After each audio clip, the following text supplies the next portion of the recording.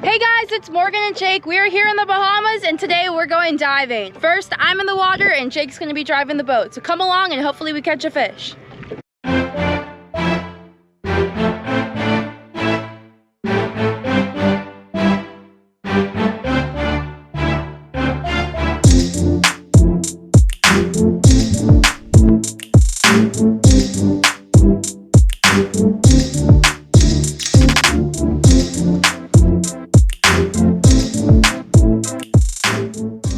First things first, I get all geared up. Today I'm bringing my dive knife just because I'm going to be in the water by myself. And we are towing, so Jake hands me my pole spear, I jump in the water, and I grab the tow line that he's already thrown out for me. And welcome underwater everyone to Morg's Mermaid Cam, so let's get on tow. And shortly after we begin towing, a whole school of yellowjacks comes right up to me and swims alongside. However, it's the beginning of the day and I don't really have a hunger for yellowjack right now. I'm kind of holding out for grouper, mutton, or hogfish, and I tell Jake what I see. He also agrees with me to just continue on looking. And I'm so happy I didn't let go for those yellowjack because just after, Jake took me over some amazing looking bottom. And the entire time I'm being towed by the boat, I kind of have my head on the swivel, looking from left to right, scanning the bottom, trying to see if I can find a fish that's worth shooting. And if you couldn't already tell, when the bottom looks this good, my senses are heightened and I'm scanning like crazy because I just know that there must be a fish that's worth shooting. And the fishy senses were tingling because up in the distance, just off of this little ledge, I see a grouper. And if you just heard, while I was being towed, I let out a noise through my snorkel to alert Jake that I was letting go of the tow rope because I saw a fish. So I'm sitting in about 30 to 40 feet here, so it's kind of hard for you guys to see the grouper that I'm seeing. But here I'm just collecting my breath and also getting my pole spear ready because I personally like to load my pole spear at the surface before I go down. And from the surface, I couldn't quite tell what kind of grouper it was. It was dark in color, so I knew it was either a black grouper or a yellowfin grouper. And as I get closer to it, I noticed that it's a pretty large yellowfin grouper. And you guys should be seeing the grouper right now at the top of the screen. And you can tell he wanted nothing to do with me. And a good reason for that is that the grouper was pretty much out in the open. And I kind of dove down right on top of him. I guess I should have came in from a distance, but he took off and there was no way I was going to chase him. So I decided to move on. As I moved on, I only swam about 50 or 100 yards away from where I saw that grouper. And I saw this beautiful thing of elkhorn coral. And I know you guys are here to watch me shoot some fish, but I would also say that it's a successful day when I see parts of the reef that are healthy and beautiful like this big piece of elkhorn coral was. And as I was giving my appreciation to the coral, a nice zero mackerel swam right by me. And I also, just like the yellowjacks, wasn't really feeling it, but I still kind of swam down close to him. I'm still holding out for a nice grouper, hogfish, or mutton snapper. So as he swam off, I decided I struck out at this spot except for seeing the pretty corals. And Jake has been right next to me in the boat this entire time, so he just threw me the tow line and we continued on our way. And as we were going shallower in depth, the neighborhood-friendly nurse shark came in to check me out. And a little bit after we saw that shark, I saw a Nassau grouper. And I've mentioned on prior videos that Nassau groupers aren't the smartest fish in the ocean. Some of them can be a little smart, but most of the time Nassau groupers don't really know what's going on. So honestly, they just sit there and they let you take your shot, which is kind of sad, but also a reason why Nassau groupers have a protected season when you can and can't shoot them.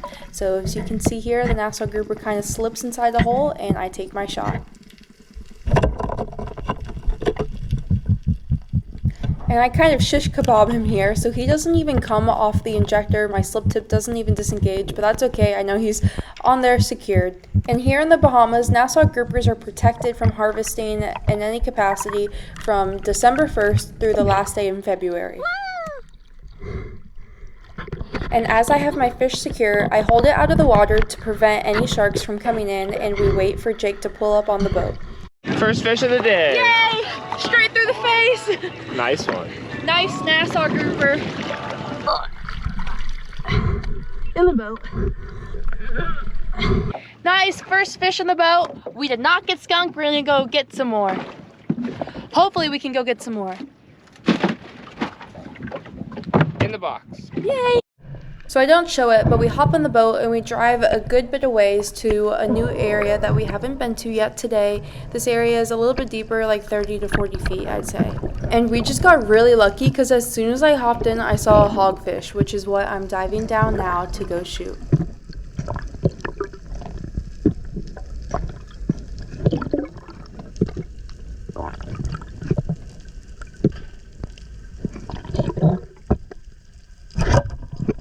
And not only are hogfish my favorite fish to eat, but they also make it pretty easy to shoot them.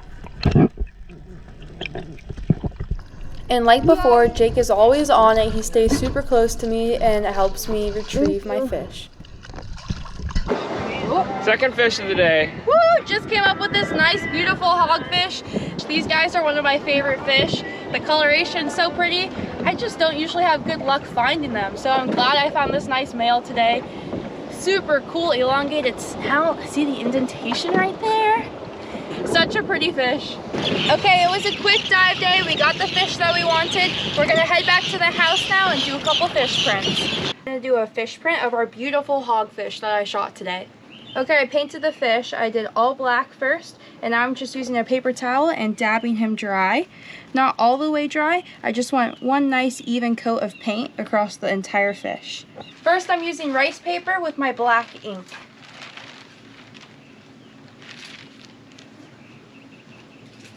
And I find the fish and I start to press.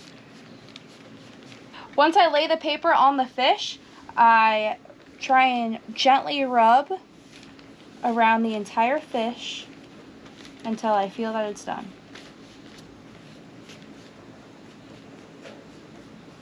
Go for it. Okay, now it's time for the final reveal. Wow. Wow, such a beautiful hogfish. Okay, I'm gonna do one more fish print, but this time I'm using color. Okay, I've now painted the hogfish with color, and I'm gonna use cloth to print it. We're gonna see how this one turns out.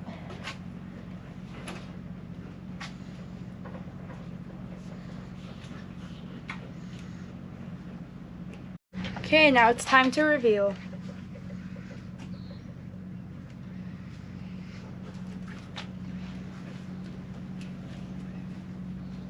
Nice! Wow. This one looks so cool. I'm so excited about this one. This one looks great.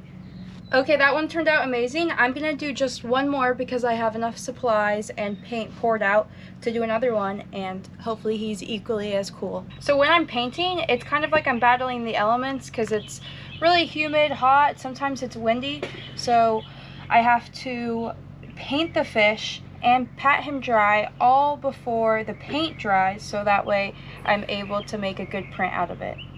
So I'm kind of having to work fast, and I can't be too precise because I don't want all the paint to dry and then the print is basically ruined.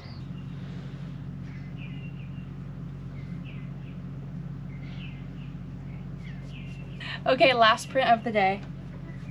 And then if you've noticed on all these prints, I'm not doing the eyeball. If you've watched my other videos, you know that I save the eyeball to do afterwards because I'm able to add more detail into the eyeball and make the fish come alive.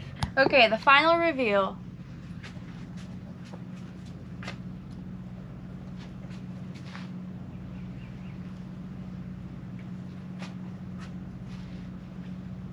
Wow.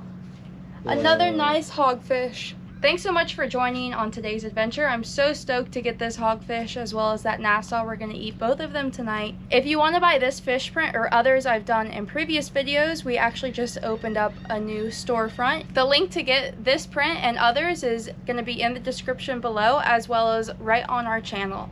So go check it out if you like this and many more, and we hope to see you on the next adventure. Woo!